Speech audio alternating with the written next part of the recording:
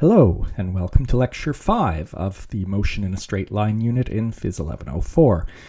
Up till now in this unit, we've largely been sticking to one dimension, but now we're going to take the ideas that we've been looking at and extend them to 2 dimensions.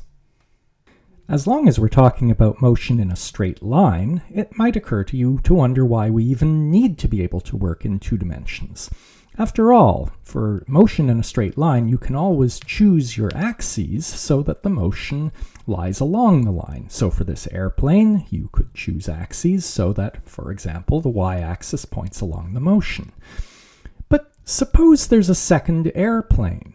No matter which way you choose your axes, you're going to have to describe the motion of at least one of these airplanes in 2 dimensions. This just illustrates that for motion in a straight line, there are still situations where it's inconvenient or impossible to align our axes with the motion. On the other hand, you might wonder why we're going to restrict ourselves to just 2 dimensions. After all, the world is 3-dimensional. Maybe.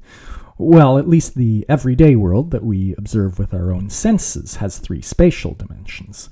But in this course, we're rarely going to work in more than 2 dimensions. Why is that? Well, I'll illustrate an example.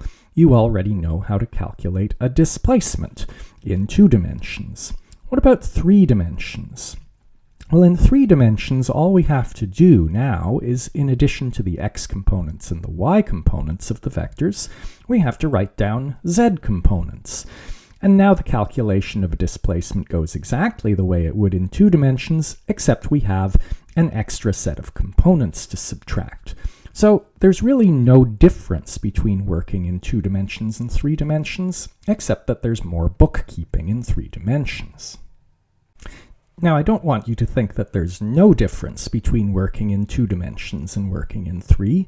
For example, the job of going from magnitude direction form to component form, or the other way, is quite a bit more complicated in 3 dimensions than it is in 2.